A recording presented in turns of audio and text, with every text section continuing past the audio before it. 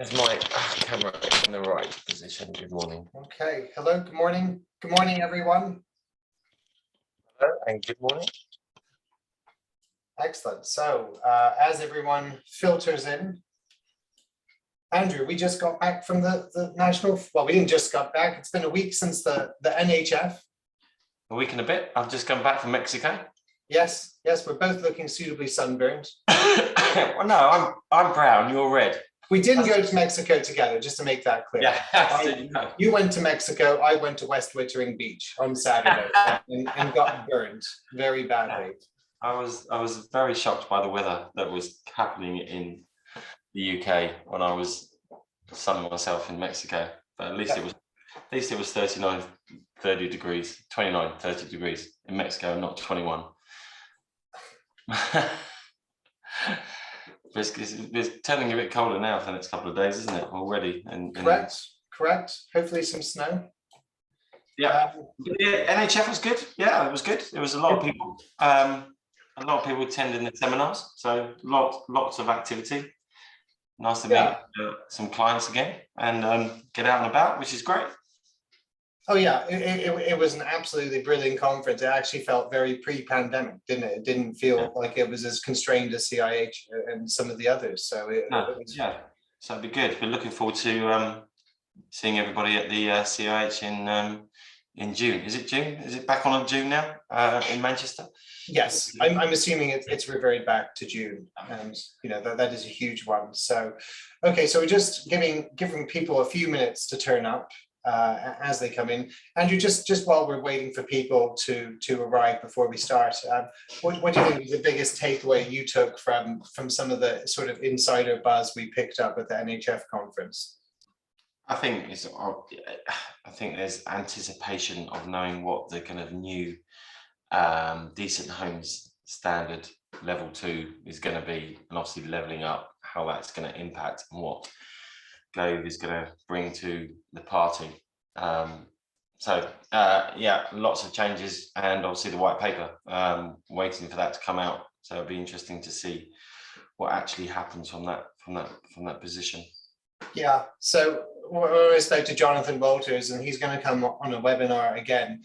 It'll probably be around planning, because Gove seems to have some pretty big ideas. We're not sure exactly. He's already come out quite hard against developers, and we're not really sure what he's going to do in terms of grant funding and grant subsidy. It may be that it goes more local and it goes more back to local authorities, and bit of a question mark over that, isn't there? Yeah, I think there's definitely going to be some shakeout, but I think the decent home standard is going to impact quite massively, depending what levels of grant is going to be available to achieve that. That will be the biggest impact, and obviously then it will have an impact on development. So we'll see what that position is in the coming weeks and months. It'll be quite interesting, as it always is in this sector. Absolutely. Okay, so it looks like we've peaked in terms of our attendees, so we'll just sort of summarize what we're here to do today. So it is a live interactive appraisal workshop. Okay, so we're going to be getting into this is very much a nuts and bolts sort of methodology here. We are assuming, for the purpose of today, that you have already done the following. So going into the appraisal, you'll already understand these core tenets here, these 8 basic following tests. Okay, that you're aware of exactly what the development strategy is, and that the appraisal needs to fit within that. That the necessary grant subsidy is available, or you have good reason to believe it should be available. That it doesn't adversely affect the business plan as a whole. The risks are acceptable. The cost-value relationship is acceptable, that it can repay its loan over a certain term, and you all have different terms, of course, and that it adds value to the organization, and that the internal subsidy required is acceptable to the business. So with all that in mind, you then need to build an appraisal from blank. And that is where Andrew is going to take you in today, the methodologies that he uses and how he starts from nothing and can just start throwing appraisals together very quickly. I think just to come back on that, Chris, is obviously those elements. There are some that the appraisal will satisfy. I mean, that's the important part. Of course, it's important to get the strategy down, exactly what you're doing, and then that aids doing an appraisal quickly. And as we know, there's a few levers that you can pull to actually manipulate the appraisal and get a view of it. And it's always our intent, and my intention is ProVal is a development tool that satisfies finance, but it's understanding those elements that you can manipulate, see, and conjure to try to fit a scheme to work for you within the parameters you're allowed to use, and understanding where it doesn't fit it and what can I do about it. So, and it's always the challenge, you know, developing software that tries to kind of satisfy all things that happen in the market and all the very different tenures, that these things can be look quite complex. So, you know, what I'm going to try and do is kind of do a quick appraisal, show the key elements of it, and pull some levers to kind of make things work or not, or at least show you the detail. And it'd be interesting to see kind of any comments from everyone, anyone attending, of any questions that come up, and we can do that. Okay. Excellent. So if we'd like to go into ProVal and you'd like to start us off, and so the Q&A is live today, so you can all put in questions, you can upvote, you can comment, and you can talk. So we are hoping this is going to be quite live. And like I said, any kind of problematic 10-year modeling, anything like that, or any issues you might have with appraisals, we're here to do in detail. So first, Andrew, take it away. Okay. All right, so I'm using actually the new version of ProVal. So there has been an update of our products, you know, about a year ago, and we've made some changes and bug fixes along the way, and this is the kind of the latest version that I'm now currently using. So I'm guessing that most people know the setup of ProVal and how that's important. So it's important to kind of set up your templates how you wish, whether you're doing a section 106, you're doing a kind of land-led scheme, or you're doing other. It's always good when the phone goes, go away, right, okay. You have a landline. Who still has a landline? Well, here you have to, because you get no signal on a mobile. So that is definitely required, and you're not allowed fiber. How goes that? Yeah, well, welcome to Waverley. So you set up different templates that kind of set the scene as such of your schemes, and then you have the different products, and obviously you'll only have the products that one is developing. So you wouldn't probably have a massive great big list like mine, and under those products you'll have your house types. And just quickly, you know, some people say to me, but Andrew, we don't have different set house types. Every single scheme is different and bespoke. Yeah, that may be the case, but there is some trends that you can put in to your 2-bedroom, 1-bedroom flat that offer affordable rent to another tenure, because the management, the voids and bad debts, the structure of that unit is going to be fixed. Yeah, so we can then kind of put that into the modeling. So what I'm going to do here is good old-fashioned, if you've ever seen my demos before, today's hash, is that what we do in development? And I'm going to right-click from here and just quickly start from a standard template that could be something a bit more detailed that you have. We have got a kind of new wizard that helps you populate information a bit quicker, but if you know the system, then you know you don't need to use it, and I don't, but it's there. So you've got 3 areas of the screen. I'm not going to use the folder structure. I'm going to go straight into that. If that's quite small on screen, shout out, Chris, and just tell me if that helps. So that's fine. Make it a little bit bigger. Is that better? Yeah, that looks fine. So I'm just going to call it again today's hash, and I'm going to put some basic information in that everyone knows how to do at the top, and I'm going to choose my local authority, I'm currently kind of near Guildford, so Guildford sounds about right. I'm not going to put any memorandum information about the scheme.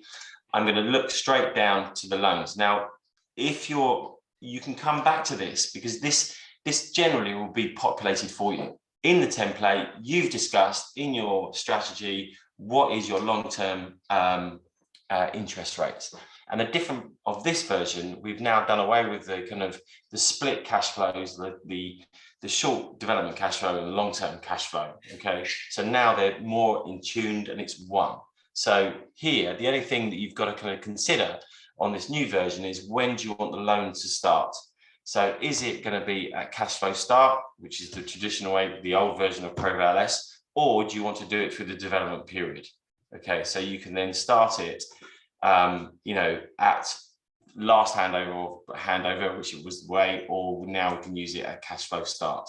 Okay, so that's the slight different change of the new version, which makes it a little bit more seamless between the development cash flow and the long-term cash flow. So it's an improvement to the software, which will slightly change the NPV results that we would get.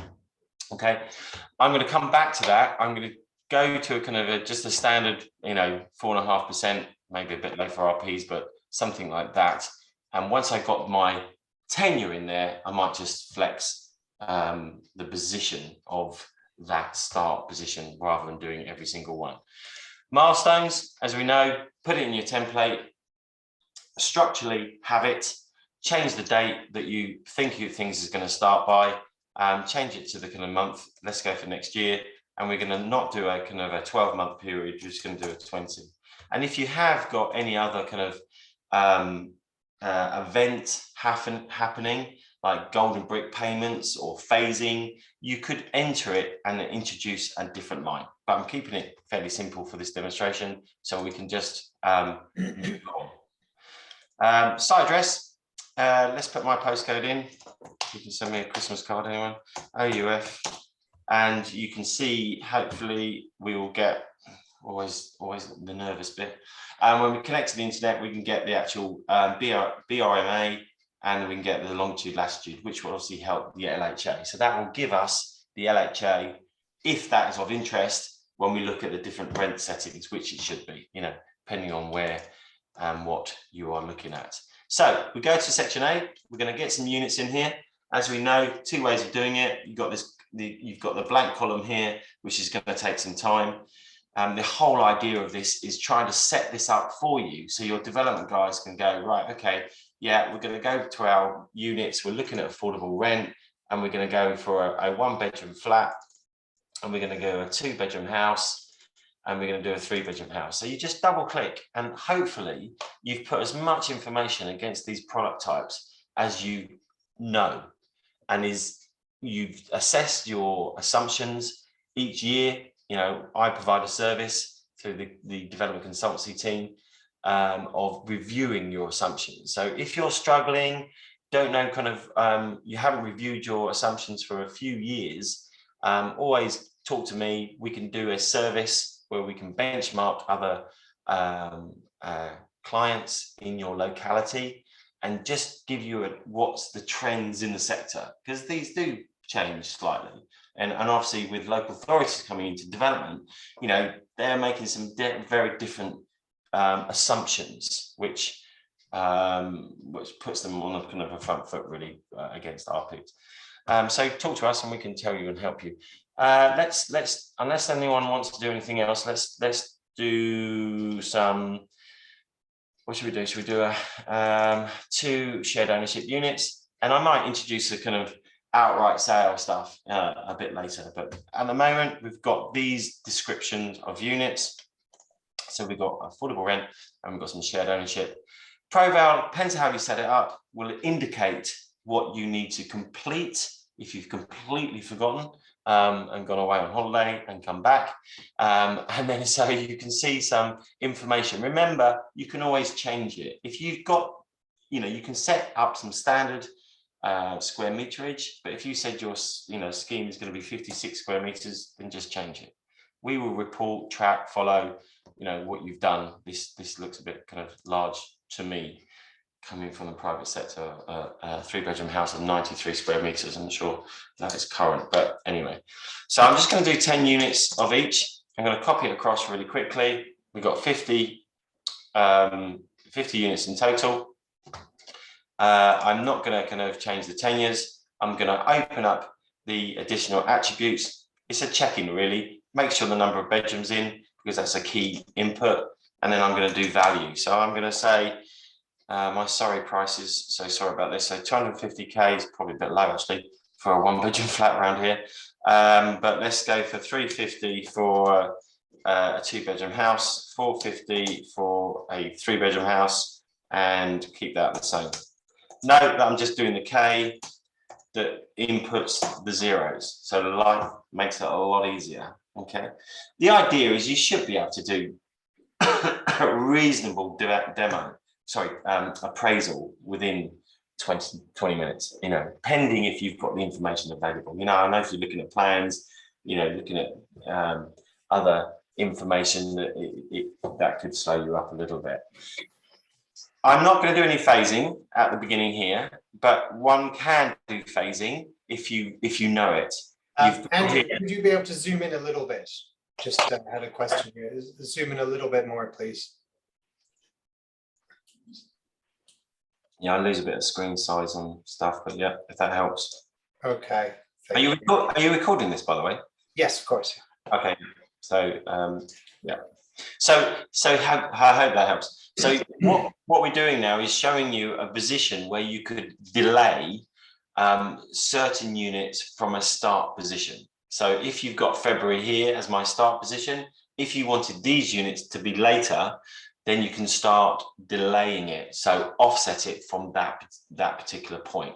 And indeed, if you wanted to do the shared ownership and say this is phase 2 or something, you want to delay it by 3 months, you can see that I can add that, and then the results in ProVal will actually change because we are running the results to the exact month. Okay. So it just allows you to be a bit more flexible, but let's just put some basic information in first. On the left-hand side now, because I put value in, you can now start seeing some results of this scheme. It will change because it's probably not everything in there from my default setup.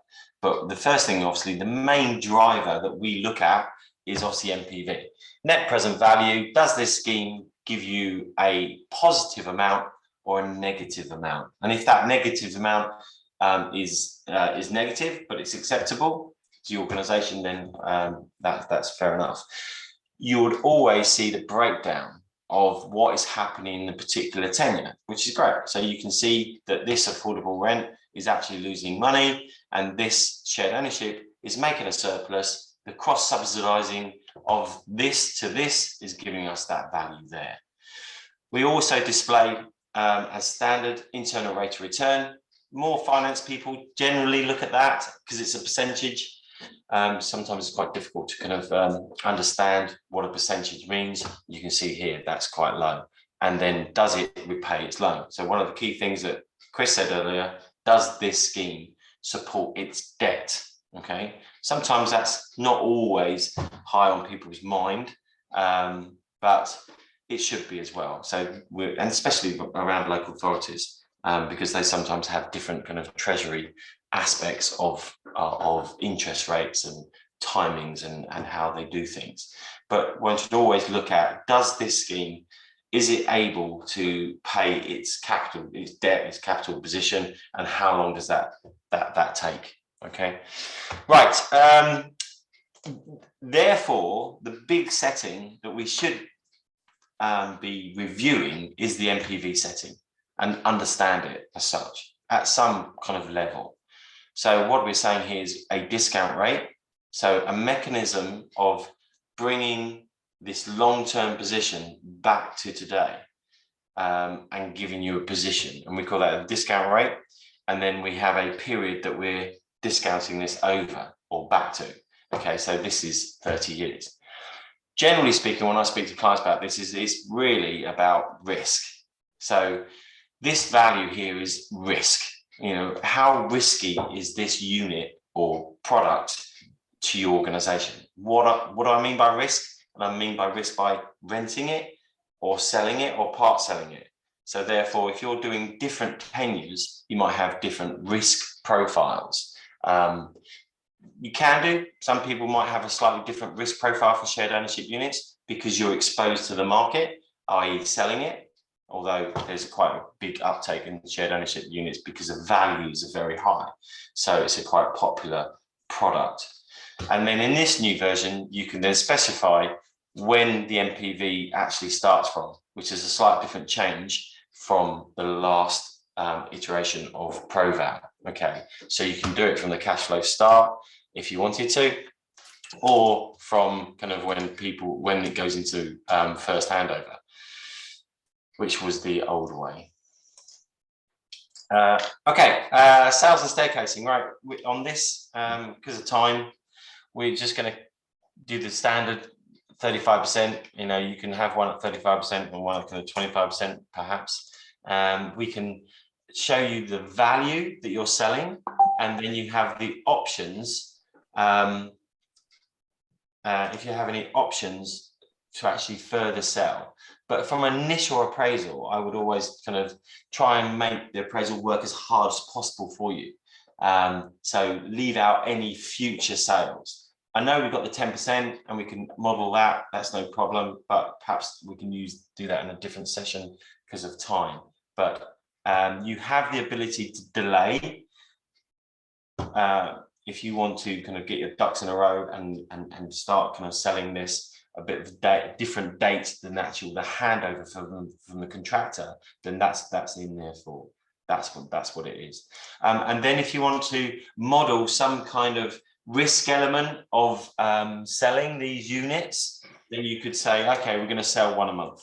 So if you think your marketing team is going to take some time to actually start selling these, then you can delay it in the cash flow, which just kind of, you know, times it a bit nicer, a bit better. Right, then we have a look at the kind of your allowances. And I'm not, even if they probably look a bit odd in here, I'm not going to change them. I'm just going to kind of say that's what this organization, fake organization, has agreed, that their management cost is going to be this and their maintenance cost is going to be Y. And they've put some management cost into a shared ownership by the looks of it, which looks a bit odd. So you might go, we're looking after it for 10 years and then we're kind of deleting it. So this is just a standard database that people have used in SDS. So I'm just looking at it. And then we've got some, obviously you would have service costs when you've got a bit of detail. You've got voids and bad debts, which is your standard position. You might have something for shared ownership, you know, or not, depending how you see it. And then the major thing is obviously the big part is the major repairs. How do you do your major repairs? This setting looks like it's per unit per annum. It's up to the organization to have it in your strategy of how you're doing it. Traditionally, most people have used percentage of works. Obviously, there has been a big move in a few years about component accounting, which you can do in ProVal. But, you know, there's been a few, you know, kind of papers about this, and the 0.8% of works cost comes very similar to that position. Depending on obviously your products, and if you're doing kind of modern construction, then there may be slightly different unknown costs. So you might kind of want to think about that. But you can do life cycle costings. There's a setup in ProVal. You can do that and go into detail. But this is set at £1,300. And it's kind of not starting to year 6, which is probably a bit old. So I could start at year 8 and it's not going to affect the shared ownership because it's not there. So I've got some basic information in now. I can then quickly go to the kind of rent position and I can then, you know, put in my rent. Am I using the LHA, which is already in here? Am I using a percentage? So if I've got the right sales value in, I could quickly say, well, I know the yield in my area is 4%, so I could do that. Just a quick way of doing it if it kind of looks about right. If it's not, then you could say, okay, what is the market rent? Your value is giving you that for the month. I can say that this is going to be £1,200. Let's make it good. Divided by 12. Times by 0. What am I doing? Times by 12, 0.8. God, holidays. Let me think about this. 0.8. What am I doing? 52.18. Right. Wow. I have to wrap my brain in. Okay. Holiday mode. So Andrew, just a quick question from Claire Albright. Why is the service cost grayed out? And where do we input this? Where is the what? Sorry. Why is the service cost grayed out, and where do we input this? The service cost is not grayed out. It's a heading. So if I go back into the rent allowance, it's here, but it's if you open that section, then I can put in my service cost. So I can say my service cost is going to be £250. Yeah, per unit per annum, maybe a bit less than that, more than that. Got it. Okay, excellent. Please carry on. And I hope people have some questions on modeling once we're done with this, because we'll be keen to answer them. Okay, so I've quickly done that. I can copy that to the right. I can then say, well, that one is actually going to be slightly more. It's going to be 500. So I've done that. Obviously, I'm ignoring the shared ownership ones anyway, even though just for ease, I did it quickly to copy it across. So I've got now some rent. So I've got my rent in here. You can see the LHA.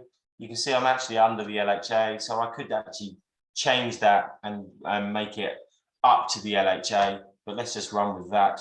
I've ticked in the boxes at the bottom to say that service cost is included, and you can see the value that's coming towards those. So obviously, if you're doing different tenure and you want to do a social rent, then you can untick those boxes and it would not affect the position. I didn't want to do that actually. I don't want to change it all. Let's just keep it simple.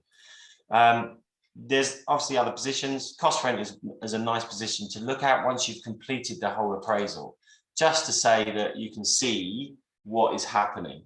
So section A, a lot of detail there. Quickly gone through most of it. And then we come to the acquisition and works cost. Before I can do acquisition, I'm going to put my works cost in actually to see what we're doing here. And this is nice little changes actually we've done on the new version. So instead of going section D and spreading things, you can do things on the left, which just helps speed things up.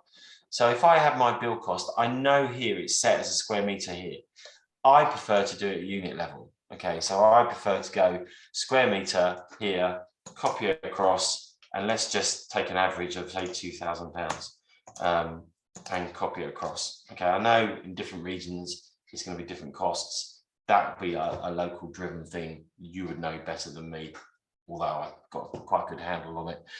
So you can see now the impact of that is now taking my MPV updated to a minus. So what I wanted to do for the kind of acquisition part is just do maybe a percentage of my OMV or market sales value. So traditionally it's going to be around about 30%, but let's go for a bit lower on this and say, okay, if I wanted to pay 20% of the market sales value, we're now kind of quite struggling with this scheme, aren't we? We're £5 million in debt of this. But that's one way of doing it. You can obviously do it as a lump sum. And to make things look good, we could say, okay, well, we've got our land and our land is worth £1 because it's not working, is it? But whatever way you're doing it, the important part is having consistency and knowing what you're doing. I have already got lots of kind of descriptions on my professional fees or fees, which are here. And I can either change all these and go into detail, or at the beginning of the appraisal, you might say that I've got one fee and I'm going to add it here and it's going to cover all my costs. Okay. So, and I can say that this is, I just put it as a test. Oh. And I'm going to go, this one is going to be a percentage of acquisition and works, or just my works cost. So I could say that we know that's going to be roughly about 15%, and I can add all these. And first of all, I'm going to take out all the rest. Okay, so I'm going to zero that. And then I'm going to go back and put this one in here. So I'm just putting an overarching cost that we know, you know, we're doing appraisals before, that roughly anywhere between kind of 12 and 16% roughly is going to cover all my costs. And then once I've got the more detail, I can then start breaking it down. I can start pointing it to the different tenure. So the actual tenure split is correct for their associated costs. And I've got this nice little kind of button here, which is how you're going to spread that. So here, instead of going into another section, I can do it here and say, I'm going to spread that cost just equally, and I'm going to do it by the milestones that is going to be starting site to PC. Yeah. So that's kind of, again, another kind of click into a different section that we've done away with. So once you're kind of building up your cost here, on the left-hand side, you can now spread that cost. And remember, your default position will always have that, won't it? So you don't have to, shouldn't have to kind of play around with it too much. I've just put some contingencies on, and this is where most clients I see are putting higher contingencies because obviously rising costs on between the appraisal and the contract agreement. Yeah, it's that play that our costs are going up. Okay, so Andrew, do we assume, this is a question from Marta, does approval assume property value increases with market rent each year? Yes, yes. So section G covers inflation. So a standard position that you would put in, we would calculate the rent at the beginning part of it, and then when it goes into management, and then the long-term position is saying, what is your assumptions for inflation? Whether it's just short position, which we'll wait to hear whether it's going to like 6% in the next kind of year, 2 years, or then it goes into a kind of a what we'll class as a Bank of England normal rate, which would be 2%. But it's in line really with your business planning for the organisation. Okay, so right, okay, so that's section B. Now we're going to kind of go to subsidy, and we're going to kind of look at subsidy. Now, what I might do actually is leave subsidy and then come back to it at the end and let Proval tell me really what I need and if that's acceptable or indeed available. So, but just touch on it here. You put subsidy in like this, either by unit or a total. Okay. I don't have to do anything on the development cash flow because the development cash flow should be all spread for me because I've set it up to be spread. But you can see now slightly different kind of design to it, which allows you to give you more detail. So we can kind of open any of these and we can break it down to quarters, and then we can go into, and we can then see by months.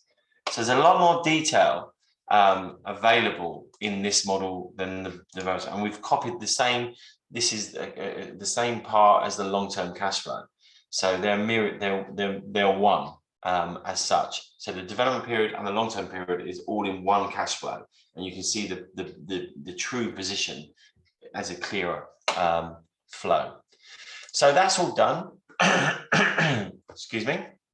I've got my total scheme cost here, and you can see that I've got my acquisition I've put as £1. We've got our works cost, we've got our interest that we just calculated, and we've got our fees, and our total position is 9.9 against the market sales value of 18. So the actual percentages is actually looking quite good.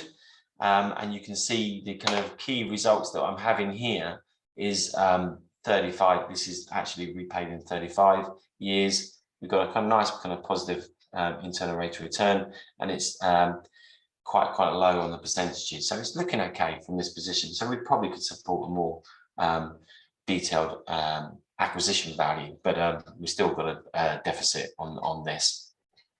So Proval gives you that breakdown.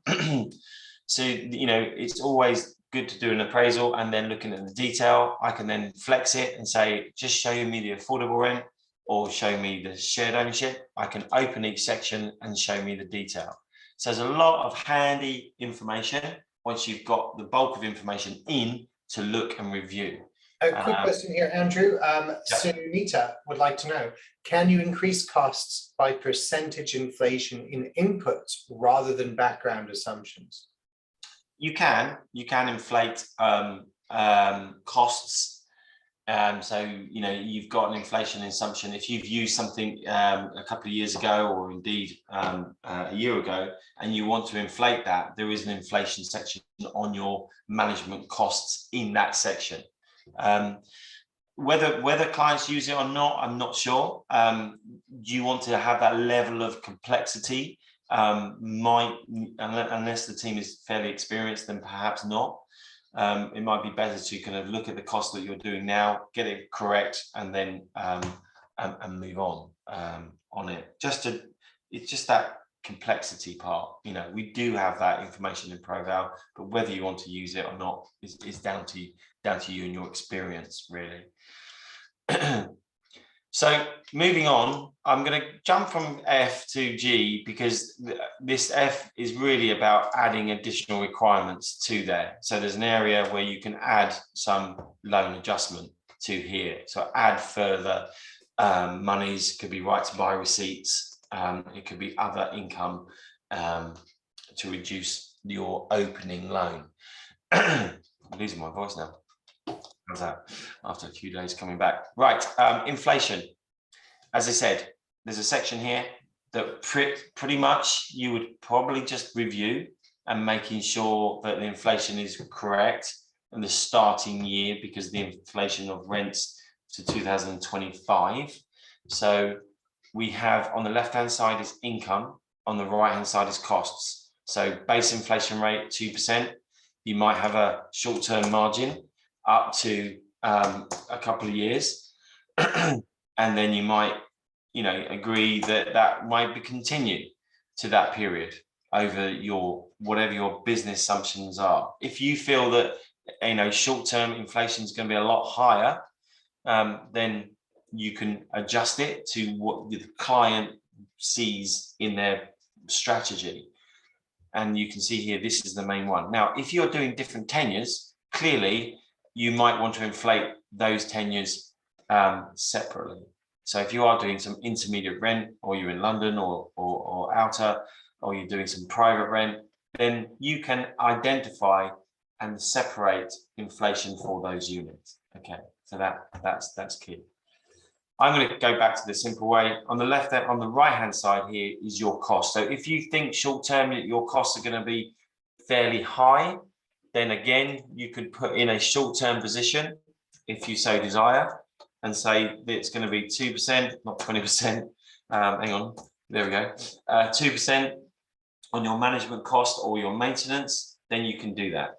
That's where you'll do it. And again, you'd lock this down so and control who does it.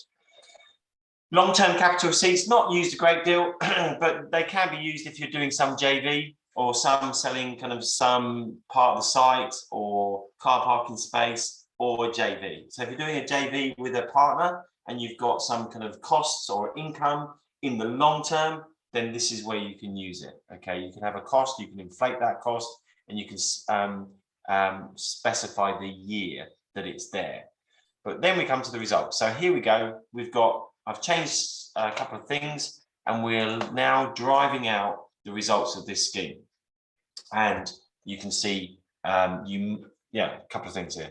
So obviously you can see what we're summarizing this to.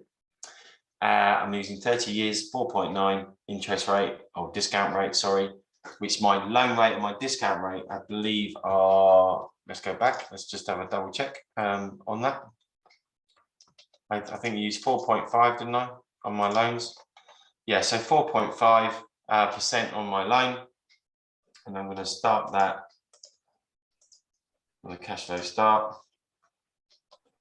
And so my result is 4.9. So I've got a slight difference on my risk element. So my loan is 4.5 and my discount rate is 4.9. So I've got a little bit of risk element into the appraisal to make it harder.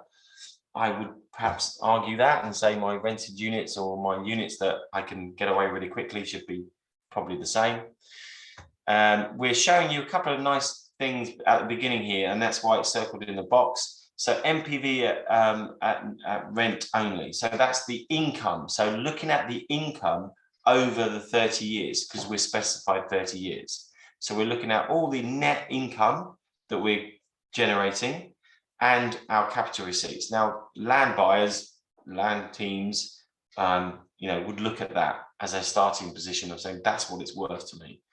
So should I be using that? That would what we would class as the affordable loan, and so therefore that could be the true value of this scheme or these units.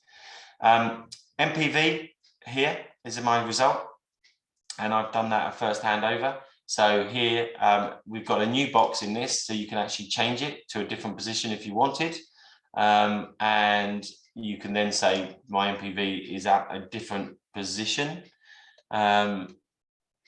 And I wondered if that will change, but there we go.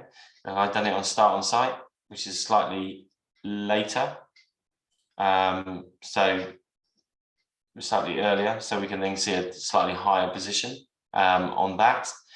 We got the internal rate of return, and that is obviously the internal rate is 4.69. That's being leveled against the 4.9. So actually, because my MPV is near to zero, then my internal rate of return are very close. Okay, if this was zero, my internal rate of return would be 4.9%. So you can see they're very close. So that's the main kind of drivers for ProVal on the results position. We also show you what is happening with the loan, which is a separate position. So separately, you can see the peak loan. When does that occur? We talked about this. When does it pay back its loan? Does it support its loan on its merits? I.e., does it service its interest each year? And if there's anything left, it'll pay its capital. Depending on the settings that you've used, we would, encourage clients to use the overdraft position. But that's where this is being driven by. Some local authorities, do interest only, or you could do annuity, which is forcing the loan to be repaid by a certain period of time. It's just slightly different settings on this loan repaid year, which is covering here. Okay, so on this scheme, it doesn't look too bad, but if I kind of then added a true kind of acquisition position on here, I could then see if I went to kind of 30%, there we go. Let's go 25%. Let's be a little bit. You can then say I'm doing 25%, that's probably under market anyway, of my acquisition. Then you can see it's introducing 4.6 million to the scheme. So we're now losing 4.7. As anyone noted, I haven't put any grant in here. So let's go back and put some grant. Let's just say it's 55k per unit. It says copy across. Okay, I might get a lower amount for shared ownership, but I'm hearing different things on that. So we've now, hopefully, I've got something nearer. Obviously, we reduced the debt. You can see that. If I go back to my results now, I've got a £2 million loss. Now, ProVal will give you the detail of what's happening. So that's kind of key. Once you've got all this information, I know we're running out of time, but once you've got this key information in, it's then the ability to look at what's happening. Here, if we go to unit results, this is one of the key elements that one should look at your schemes. Whether the schemes work or don't work, let's look at the detail. So here we've got a one-bedroom flat of 56 square meters, and it's losing us £66,000 per unit. Okay, this is 78. This is 70. Now you could argue that this square meterage is quite large, and you might be saying, well, actually, we're not going to do 79 square meters. That's going to be more like 70, and this is going to be more like 80. So you can see instantly the impact that would have on the appraisal. And you can see that the actual shared ownership ones are, again, not washing their face. And we can adjust that slightly, and you can see the impact that's happening. So ProVal gives you the detail that you can actually go into here and you can adjust things and say, okay, are at the planning stage or at the design stage, can we affect viability by using ProVal? Well, clearly you can, if you're able to. You can look at the impact of the different units and see what the kind of NPV results are going to be on these. And I've obviously made it, you know, this is a demonstration. I'm making small changes that make a kind of effect to make something work. And you can see that's happening here. But this is a tool that satisfies development and then leads you to looking at in detail your products. You know, you don't have to do 10 units, do 1 unit. Look at your key products and do 1 unit of each of it, and then understand the impact of the debt or the surplus that those units have. So you can then influence and say, we need, if we're going to do 1-bedroom flats, we then need to cross-subsidize this by other products to make it work, or introduce an outright sale unit. How many outright sale units do we need to introduce to impact on this debt? All good conversations to have. Or you can say, well, actually, Joe Bloggs down the road is doing 45 years. So why are we doing 30? And obviously this probably position will be locked, but if you can get a copy of it and unlock it and test it, you could say, well, let's do 45 years, because I've heard a lot of people doing that in the sector. Okay, well, 45 years. If I'm doing 45 years, then wow, we make a surplus. So some of the key elements here could be under scrutiny. I know capital borrowing is over 30 years, but our products are lasting more than 30 years. Most of your stock is older than 30 years. So therefore, for an appraisal term, we can look at it as an appraisal position. This is not treasury. This is not stock profiling. This is looking at your development scheme as it stands, and can it support its debt? Also, risk. You know, is the risk that we've got here correct? You know, again, you know, if I've got a borrowing of 4.5, then I would argue that my discount rate should be 4.5, because I don't see it being risky to actually get somebody to rent this product. If that ever happened, then it's a slightly different risk profile. You might argue that the 4.9 is correct on shared ownership because you're exposed to the market. You are selling a product, so it's slightly different, and you can see that. So I've done a few tweaks. I know it's only demonstration, but you can see now that I've made a surplus to this scheme.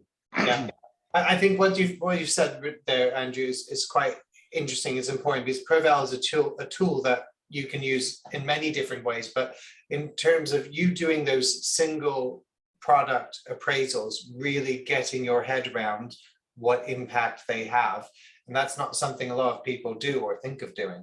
Well, taking the time to do it, I think, is the key as well. I mean, I know we're rushing to get offers out and get things done. So, you know, within, you know, a short time, I know I've been explaining some areas. So it has taken me, what, 40 minutes, maybe a bit less, to actually do an appraisal. But if you weren't explaining it, you could do it quicker. But see what's happening on screen now. So here, the scheme works. The tenure works. But within that, there's a story. And the story is that this 1-bedroom flat of 56 square meters is losing its money. And that, okay, that might be acceptable. But I also got £45,000 or whatever it was, £55,000 of grant going into this as well. So you can see it is telling you a story, even though on the face of it, it looks right and it works. And that may be acceptable, but can we design this better? Can we make it work with the knowing cost that we've got? Okay, I've got a question here. I missed this one. It was in chat. It was Sheila, our very own Sheila. Hello, Sheila. Thank you for joining us today. So Sheila's asked, would you not just put in an assumption at the top? So this was at 10:30. So this may be out of context. Do you remember what this was about? Assumption at the top? No. Sheila, if you could expand on that, we would be grateful. Well, okay. Well, let's not get into too much detail on that. But Oh, fees. Sheila's talking about fees Would you put a fee at the top? as an assumption. You can't, what, in the wizard? Yes, I wasn't using the wizard. I was going in straight into. I just asked Sheila to talk. Now that'll be much quicker. Don't want to get in conflict of training and doing it. Absolutely. Hello, Sheila. We can hear you, hopefully? Can you hear me now, Andrew? Yes, we can. Welcome. Good morning. I'm loving this. Absolutely loving this. Fabulous. No, it was just an interesting thing, irrespective of the wizard, Andrew. When you were in the fees, you know the radio buttons at the top, you had a little assumptions button, and yet you put in a new fee assumption of 15%. And I just wondered why you hadn't used, was there a reason you hadn't used the assumption on the radio button at the top? Maybe because is that fairly new? No, Andrew, it's old. There you go. I probably because I just always would work in the field. Oh, okay, brilliant. Yeah. No, that's brilliant. But I really, this is wonderful. I think this is a wonderful little webinar. Well done. Thank you. Thank you very much. I think also is touching on is this new version. Now I do a lot of appraisals and my team do a lot of appraisals for clients, and often we are copying appraisals from Excel or from other clients that are coming over to ProVal, and it's so sometimes difficult to kind of track and follow the actual detail. And not everyone wants to see the detail, do they? They just want to see the front page of it. So now with the cash flow, I think this is a big improvement, and it really helps us to track and follow what is happening with the income, rents, and etc. etc. So now the cash flow, as you can see, has changed massively, and importantly, it's a development cash flow, long-term cash flow.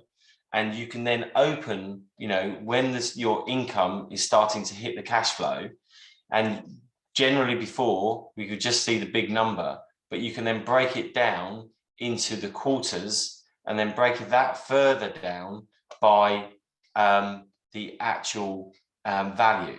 So the actual month, sorry. So you can see the month that this is hitting the quarter month in March 2025.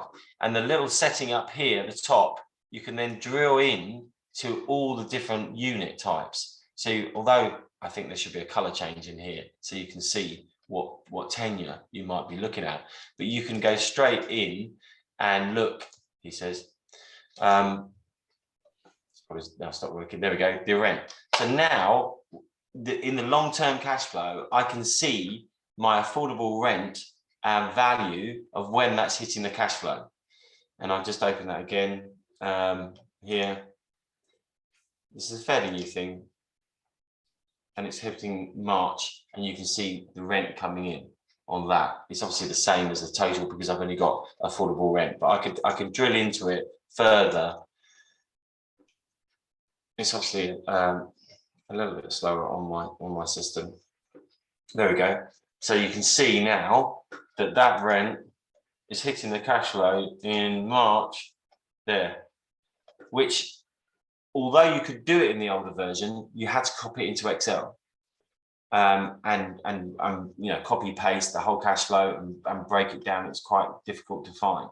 Now you can see and track in detail where this income and how much it is for the individual unit, which I know it's giving more complexity to the long-term cash flow, but it really helps if you're coming over from Excel or another third-party product that we have. Thank you, Andrew. We've got some questions. So firstly, I just want to sort of, our very own Paul Christensen has come in and said, the assumption input assumes fees, including interest. If you put an assumption like Andrew did, then interest can be calculated with the spread. Okay. So that's an important comment there. And now we have two questions I'm going to go to. Lee Flanagan, thank you very much, Lee. Has there been a big shift in assumptions around shared ownership due to the rules change, especially around percentage sales and maintenance costs? I think yet to find out. It's only in the new program. Obviously, the new program has only started this year.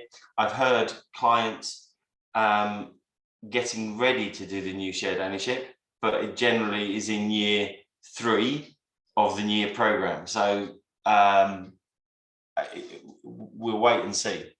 I know we can model it, and I've done a session on modeling the new shared ownership model. How it's actually impacting, I don't know, but we've got quite a close relationship with some clients that are actually doing it. And Taurus, we know quite well, and I know they have indicated for their sales team to do some kind of 10%, on some of their shared ownership units, not carte blanche. But we need to kind of see how this kind of goes over the coming years. Okay, thank you very much. Hopefully that's answered your question, Lee, as best as we can at this point in time. It is a bit of a question mark. And Marta, I haven't had the chance to test the new version yet. Is it still possible to spread costs between various milestones in tab B? Yeah. So yeah, have a play around with it. So here, what we've done, just to indicate again, is you don't need to go to section D, the development cash flow, in isolation to spread your costs. They are on the left hand side here against your description, so you can change it. So hopefully that's an input change. But remember, if you set out your template correctly to your spread profile that you would probably genuinely use, S-curve, straight line, decreasing payment, then it should already be in your template. So one wouldn't need to change it as such. So it all goes back to that. Let's get back to the template. Let's make sure our template is working or set up correctly the way we want for the different products or schemes that we're doing, and it's there. Yeah. Okay. Thank you very much. Paul's just commented, shared ownership, the need to calculate affordability of the new purchaser has not changed. So that's one thing that hasn't changed about shared ownership. No. Right, so it's 11 o'clock now. People probably have other meetings to go to. If you have any further questions, we're happy to stay here and answer them. Or Andrew, or are we, Andrew? What's your comment? Yeah, of course. Yeah, of course. Okay, so who's still around and wants to ask some questions? Are there any tenures that you're struggling with? Is there something that you've sort of come up against a bit of a brick wall on? Let us know now. We're here to help, and we can. And if not, we will let you all go about your day. And thank you for joining us this morning. What's on our agenda going forward then, Chris? What, in terms of webinars? Yeah.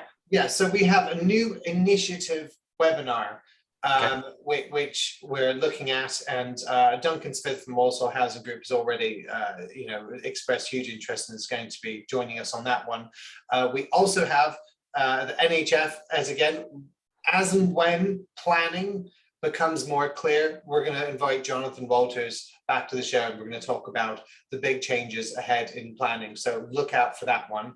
And also, we had a really great chat with the NHF while we were at the NHF Finance Conference, and they're very keen to join us for a webinar as well. So at some point, we're going to be giving the NHF the stage and invite a speaker from them to come and answer your questions in terms of the future of housing, any issues you might have with that, and just because they're very, very helpful. We have asked Homes England to appear, and as of yet, nothing.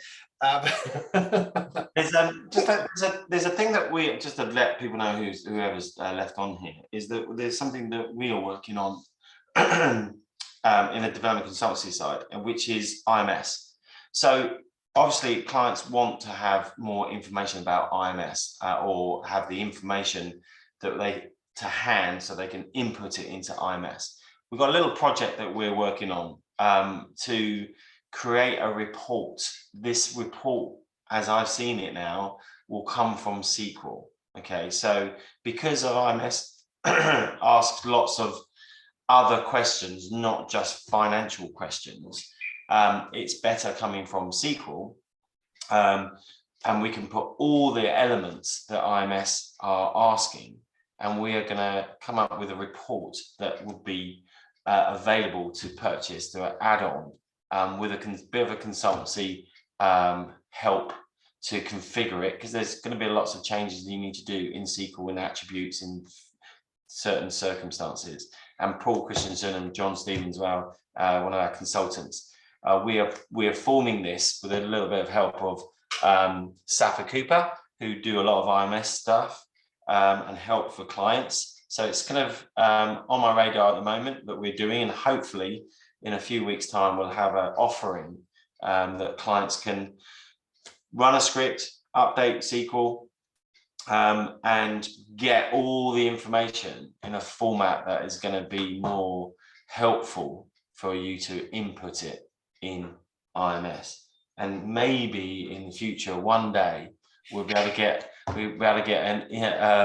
a link to it, so you could kind of, you know, submit it electronically through SQL. We'll see, but we're definitely on that kind of radar, because it's been asked from me for some time. So hopefully that. Excellent. Thank you, Andrew. I know there's people who definitely benefit from that. Marta has asked a question here. Is there an option to set up starter homes as a tenure? And I should imagine there probably is, because any tenure can be modelled. Yeah, starter homes. I mean, starter homes is just a discount outright sale. So absolutely, whatever your information that you want, if you want to show the full market value and have another line underneath there saying what the discount value is, you can remember, you can set up another question in additional attributes. This is a key one. Our current market value. But if you want to have a discount market value above it or below it, you can have that in here. So you can show what the true value is, and then have a discount that is going to be your outright sale unit. Yeah, as for a starter home. Okay, there we go.